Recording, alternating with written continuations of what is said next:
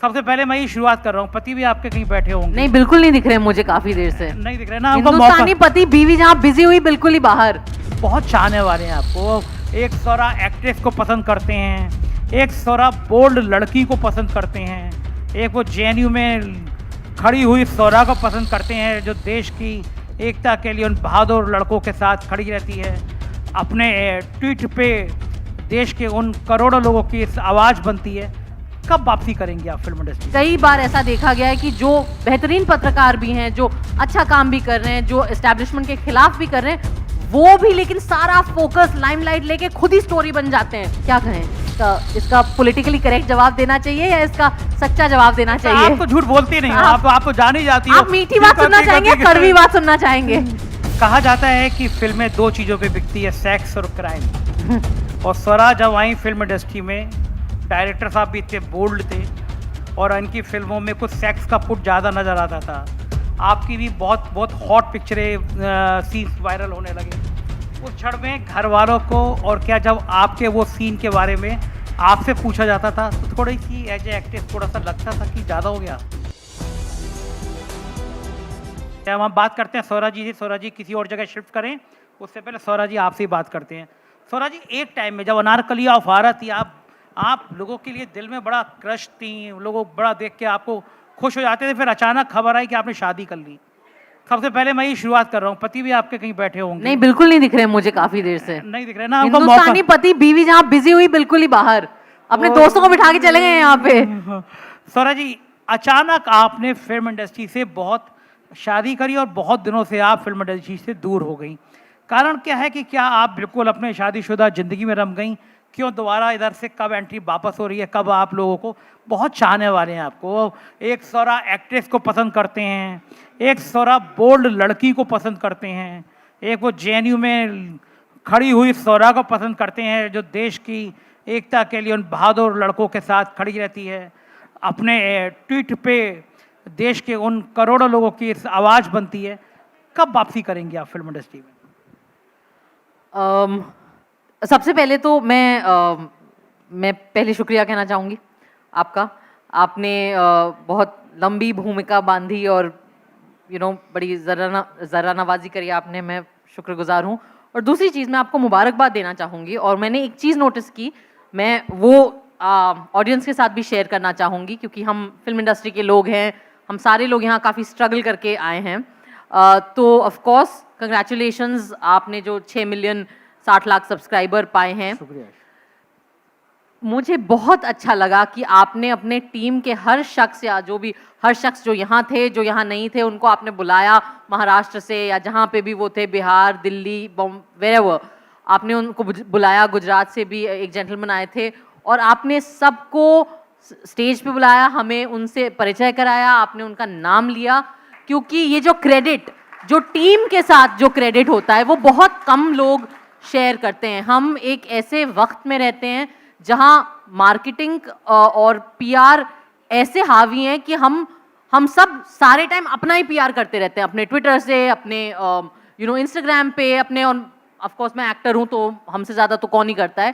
पर कई बार ऐसा देखा गया है कि जो बेहतरीन पत्रकार भी हैं, जो अच्छा काम भी कर रहे हैं, जो एस्टैब्लिशमेंट के खिलाफ भी कर रहे हैं, वो भी लेकिन सारा फोकस लाइमलाइट लेके खुद ही स्टोरी बन जाते हैं। अक्सर होता है ऐसा, पर आपने वो क्रेडिट अपने टीम के साथ भी शेयर किया और ये बहुत बड़ी बात है। ये फिल्म इंडस्ट्री वाले समझेंगे कि क्रेडिट का जो स्ट्रगल होता है, तो उसके लिए I want to congratulate you and I want to thank you and I want to share that should be recognised. देखिए, जहाँ तक फिल्म इंडस्ट्री से दूरी का सिलसिला है, क्या कहें, इसका पॉलिटिकली करेक्ट जवाब देना चाहिए या इसका सच्चा जवाब देना चाहिए? आप तो झूठ बोलती नहीं हो, आप तो जान ही जाती हो। आप मीठी बात सुनना चाहेंगे, कड़वी बात सुनना चाहेंगे? दोनों। आपको क्या फ्लेवर चाहिए? बताइए, मीठी बात या कड़वी बात? सौरा से क्या सुनना चाहते हैं? देखिए, सच्चाई ये है कि एक पर्सनल वाली सच्चाई क्लैरिफाई कर दूं कि शादी अचानक से हुई, पर हमारा राब्ता अचानक नहीं था, फहद और मेरा, हमारी दोस्ती अचानक नहीं थी। हम एक्चुअली खुद नहीं रियलाइज़ किए कि हमारी शादी इतनी अचानक से हो जाएगी, क्योंकि हमने जो कोर्ट में हमने प्रोसीजर किया उसके लिए एक नोटिस पीरियड होता है, और चूंकि ये भी एक ऐसी लव स्टोरी थी जैसे अविनाश जी, नहीं वो तो अब शादी के बाद तो वो अलग दोस्तों स्टोरी में होती है गायब है ना, भाई। ये शादी की पहले और बाद की। अभी तो मैं पहले का बता रही हूँ ना, हैप्पी पार्ट।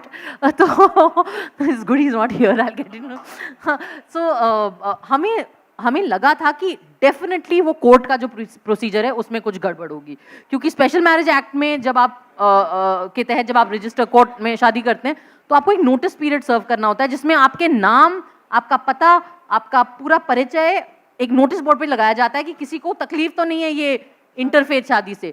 तो मुझे लगा कि भैया ये जो मतलब हमारे मेहनतकश नफरती चिंटू और भक्तगण और संतरे हैं जो घूम रहे हैं हमारे समाज में इतने सारे, तो वो तो पक्का आएंगे बधाई देने हम लोगों को। और उसके ऊपर से महाराष्ट्र में, आप लोग शायद जानते नहीं होंगे, श्रद्धा वालकर वाला जो बहुत हादसा हुआ था, दर्दनाक हादसा हुआ था, वो सूटकेस वाला हादसा, उसके बाद महाराष्ट्र में एक लोढ़ा कमीशन या पता नहीं कौन सा कुछ एक इंक्वायरी टाइप का एक उन्होंने गठित किया, जो शिंदे सरकार आई थिंक है उसने, कि कोई भी इंटरफेथ शादी पे अगर किसी ने कंप्लेंट किया तो आप उस शादी को 6 महीने तक स्टॉल कर सकते हैं इंक्वायरी बैठाने के लिए कि कहीं लव जिहाद तो नहीं हो रहा। तो हम तो पूरी तरह से मतलब इस चीज़ के लिए तैयार थे कि कोई इंक्वायरी आएगी, कोई किसी प्रकार की रोक होगा, ये वो। तो मैंने कहा यार पेपर डाल दो, फिर बवाल होते रहेगा। तब तक मैं एक फिल्म शूट करने चली गई। जब तक मैं फिल्म शूट करके आई, यार कोई, क्योंकि हिंडनबर्ग की रिपोर्ट आ गई थी तब तक, तो अलग बिजी हो गए थे संतरे। तो फिर अब तब तक अपना नोटिस पीरियड सर्व हो गया, फिर हमारी डेट थी, हमने कहा फिर चलो फिर कर ही लेते हैं। तो मम्मी पापा को फोन करके कहने जरा आ जाइएगा, हाँ अगले हफ्ते हम शादी कर रहे हैं। चले हेलो व्हाट। सो शादी तो ऐसे हो गई। जहाँ तक काम का सवाल है तो देखिए जो एक्टर होते हैं ना, हम फुटेज बहुत खा लेते हैं, पर एक्चुअली जो नहीं जो फिल्म है वो एक्चुअली माध्यम डायरेक्टर का है, डायरेक्टर और एडिटर का, मेरा ये मानना है। और एक्टर जो है वो जो आपको ऑफर हो रहा है आप उसी में से बेस्ट चीज़ आप सिलेक्ट करते हैं। तो मैंने मतलब ऑफ कोर्स मैंने हर किस्म का काम किया है, पर ज़्यादातर करके मैंने ऐसा काम किया है जहाँ पे मैं ये मानूंगी कि चलो मुझे लगता है कि यार मैं इस फिल्म के साथ, ये हिट हो या फ्लॉप हो, लेकिन मैं खड़ी रहूंगी इस फिल्म के साथ। मेरी बहुत कम ऐसी फिल्में हैं जिनको देख के मैं खुद शर्मिंदा हूँ, कम ही होगा ऐसा काम। कभी कभी फिल्म स्क्रिप्ट जैसी नहीं निकलती है, लेकिन कोई बात नहीं, मुझे पता है कि उसकी इंटेंशन अच्छी थी। जैसे कि अखिलेश जी ने कहा कि उस सबका में जो का है अक्सर उन का को फिर का ही कर दिया जाता है। तो आई थिंक माहौल जो देश में है वो फिल्म इंडस्ट्री में भी अलग नहीं है। आप लोग जैसे मीडिया जो प्रेशर फेस कर रही है, या इवन कॉर्पोरेट्स, यहाँ कॉर्पोरेट्स भी बैठे होंगे, कॉर्पोरेट्स जो प्रेशर फेस कर रहे हैं, वो प्रेशर फिल्म इंडस्ट्री में डबल तरीके से है। और एक चीज का मैं क्रेडिट बीजेपी की सरकार को देना चाहूंगी कि इंडस्ट्री का सॉफ्ट पावर जिसको कहते हैं, वो बीजेपी से बेहतर किसी ने नहीं समझा है। कि हमारी जो फिल्में हैं वो हर भाषा में, बट चूंकि उनका कल्चरल फोकस हिंदी पे रहता है, तो हिंदी फिल्म इंडस्ट्री पे उनका ज्यादा ध्यान है। हिंदी फिल्म इंडस्ट्री का सॉफ्ट पावर, फहद अब तुम्हारी बीवी स्टेज पे, उसकी बात सुन लो, घर पे तो सुनते हो नहीं, यहीं सुन लो। सबसे ज्यादा डिस्टर्बेंस उसी कोने से आ रही है जहां मेरे पति देव बैठे हैं। आपने पति को बोलने का मौका कभी कमी जब मिलता है ना बाहर, आप पत्नियां कहाँ मौका बोल। फहद भाई अब बहुत देर से तो याद कर रहे हैं। सो फिल्म इंडस्ट्री का सॉफ्ट पावर बीजेपी ने समझा, और उन्होंने ये समझा कि अगर उनको उनकी जो विचारधारा है उसको जनरल पब्लिक तक एक नॉर्मलाइज तरीके से पहुंचाना है, अगर उनको हम इस पिछले 10 सालों में एक चीज जो मैं जनरल तरीके से बोलूं तो हुई है कि हम, ऐसा नहीं था कि पहले सांप्रदायिक भावना समाज में नहीं थी, ऐसा नहीं था कि पहले दंगे नहीं होते थे, ऐसा नहीं था कि हिंदू मुसलमान की शादी पे 10 साल के पहले बवाल नहीं होता था। हम सबको ये पता है, मतलब हम आपस में तो सच बोल ही सकते हैं। यहाँ जो यंग लोग बैठे होंगे, आप 10 साल पहले भी अपना मुसलमान बॉयफ्रेंड घर लाते या मुसलमान घर में अपनी हिंदू गर्लफ्रेंड या बॉयफ्रेंड लाते तो बवाल होना ही था।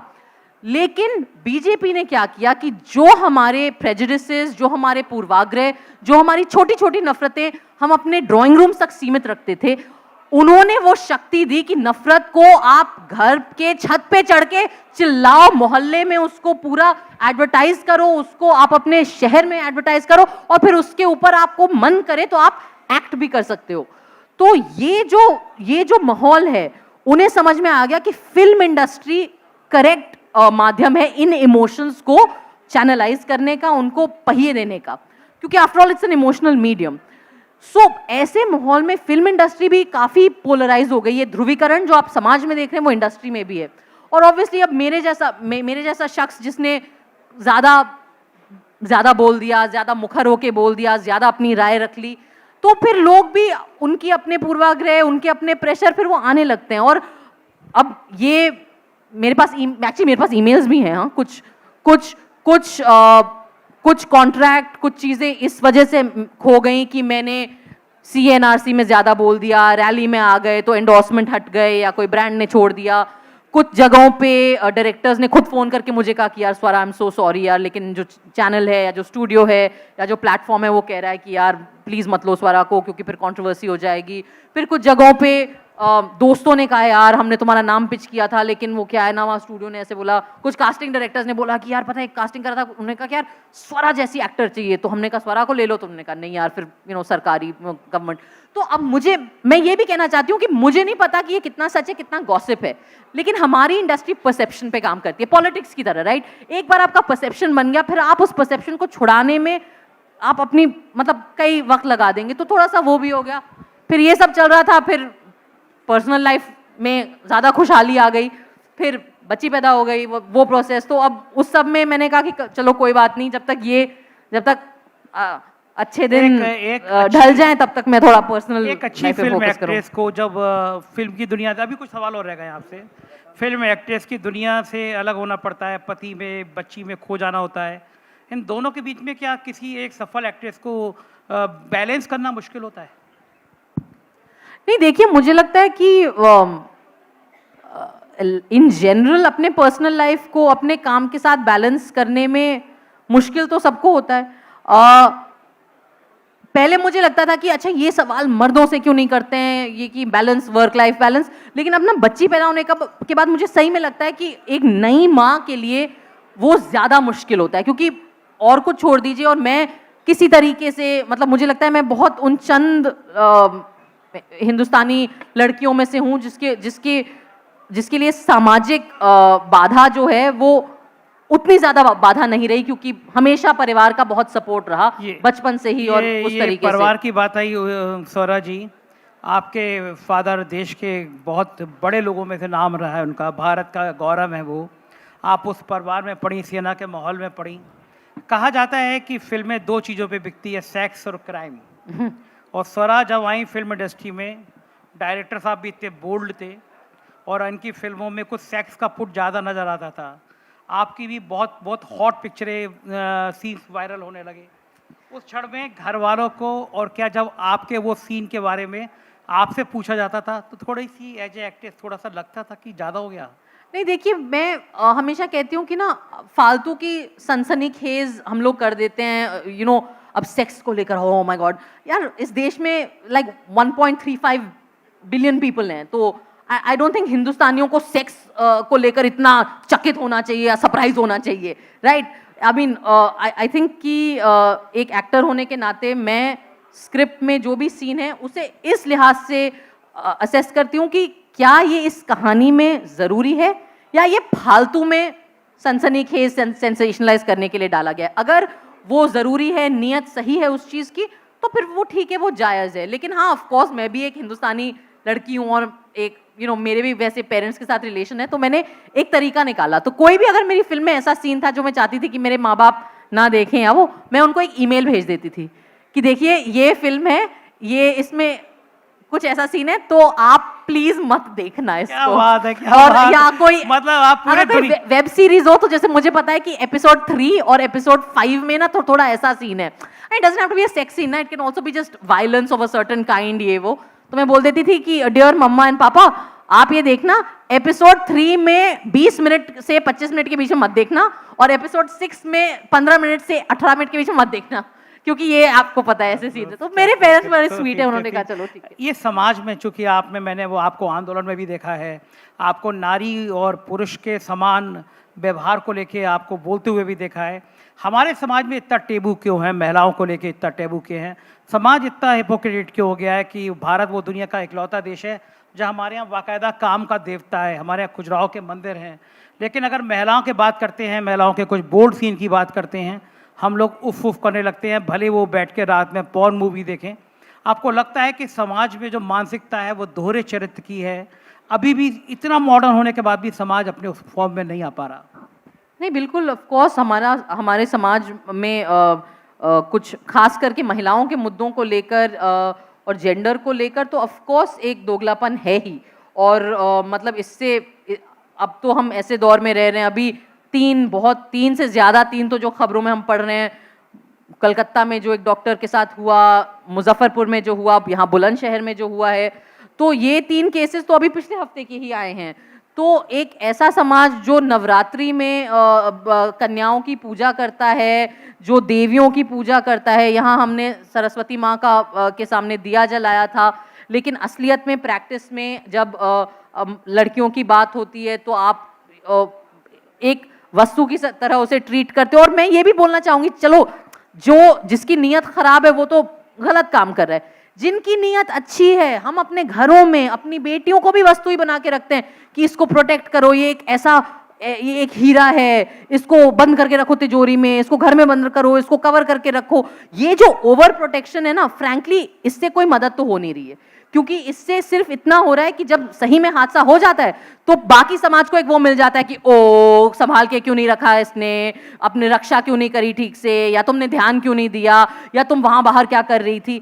तो ये जो मुझे तो लगता है कि जेंडर को लेकर रेप या कोई ऐसा बुरा हादसा होना एक एंड में आके एक टिप ऑफ आइसबर्ग टाइप का सिचुएशन है। उसके नीचे जो जितना सारा जो सोच विचार है, जो मानसिकता है, वो उसके ऊपर हमें बहुत अंदर से काम करना पड़ेगा। शुरुआत हमें अपने घरों से करनी पड़ेगी। मैं हमेशा ये कहती हूँ, एक फेमिनिस्ट होने के नाते, और मैं हमेशा बोलती हूँ कि मैं फेमिनिस्ट हूँ, मैं कहती हूँ कि बाकी जितने भी इज्म है ना, जो लड़ाइयाँ बाकी हों, चाहे वो मार्क्सिज्म हो, चाहे वो कम्युनिज्म हो, चाहे वो कास्टिज्म के खिलाफ लड़ाई हो, चाहे वो कम्युनलिज्म के खिलाफ लड़ाई हो, चाहे वो कॉलोनियलिज्म के खिलाफ ब्रिटिशर्स के ज़माने में लड़ाई थी, बाकी जितने इज्म थे ना, उसमें जो दुश्मन था ना, वो कोई बाहर था, वो एक ऐसा शख्स था जो आपसे दूर था, आप उससे नफरत कर सकते थे, आप उसे आइडेंटिफाई कर सकते थे। सिर्फ फेमिनिज्म, जो महिलाओं की लड़ाई है, वो उन लोगों से है जिनसे हम सबसे ज्यादा प्यार करते हैं, हमारे बाप, हमारे भाई, हमारे चाचा, हमारे दादा, नाना, पति, बॉयफ्रेंड, दोस्त। सो आई थिंक दैट जेंडर इसलिए सबसे मुश्किल और सबसे अनरिजॉल्व्ड इशू हमारे समाज का जेंडर है, क्योंकि हमारी लड़ाई हमारे अपनों से है, उनसे है जिनसे हम प्यार करते हैं। बिल्कुल, बहुत बढ़िया बात कही आपने आज के महिलाओं के लिए। सरा, इस इंडस्ट्री में वो होशियार काबिल एक्ट्रेस भी हुई हैं जो ये मानती हैं कि भारत 2014 में आज़ाद हुआ था, देश के पहले प्रधानमंत्री सुभाष चंद्र बोस थे, पड़ोसी भी थी। अच्छा, ये नहीं, अच्छा, बहन आपकी पड़ोसी थी। तो अब तो मंडी से एमपी भी हो गई हैं कंगना रनौत जी। आपके उनकी कुछ नोक-झोंक भी चलती रहती है, बहुत सारे दर्शकों ने यहाँ देख रखा हो गया। क्या आपको लगता है कि एक्ट्रेस की दिमाग में इतना भी नहीं होता है कि या इतने सामान्य ज्ञान कम होता है अभिनेत्रियों का कि उनको ये नहीं पता हो कि देश का पहला प्रधानमंत्री सुभाष चंद्र बोस नहीं था? नहीं, देखिए, एक मिनट, मैं बिल्कुल भी एक मंच पे बैठ के एक दूसरी महिला को बुरा भला नहीं कहूंगी, खासकर एक मर्द के सवाल के जवाब में। देखिए, आप कतई ये ना समझें कि कोई जो अपनी नॉलेज कम दिखा रहा है, कम बता रहा है, वो बेवकूफ़ है। आज जिस देश में जैसे हालात हैं, हम जिस सरकार में के नागरिक, मतलब जो सरकार हमें रूल कर रही है, हम जिस दौर से गुजर रहे हैं, वहाँ इतिहास का गलत ज्ञान होना सबसे समझदारी का काम है, क्योंकि उससे सबसे ज्यादा तरक्की मिलती है आपको। वहां गलत जनरल नॉलेज होना सबसे इंटेलिजेंस का काम है, क्योंकि उससे ज्यादा अपॉर्चुनिटी मिलती है आपको। अगर आपकी जनरल नॉलेज गलत होगी, अगर आप इतिहास अपना गलत करेंगे, तो क्या पता आपको भी टिकट मिल जाए कहीं से लड़ने का, आपको किसी यूनिवर्सिटी का वाइस चांसलर बना दिया जाए, आपको कहीं बड़े पद पे नियुक्त कर दिया जाए। तो बेवकूफ तो हम जैसे लोग हैं जो बेफालतू में जिसे कहते हैं सही जानकारी और सच्चाई, सो कॉल्ड सच्चाई का दामन पकड़े हुए हैं। अच्छा, आखिरी सवाल बता दीजिए मुझे, क्या कंगना रनौत ने जानबूझ के ये सब ड्रामा किया होगा? नहीं, इसका जवाब तो कंगना ही देंगी। आई एम श्योर वो, मतलब हाँ, आई एम श्योर वो आपको इंटरव्यू देंगी, आप पत्रकार हैं। चलिए चलिए, अब अगला सिलसिला शुरू करते हैं।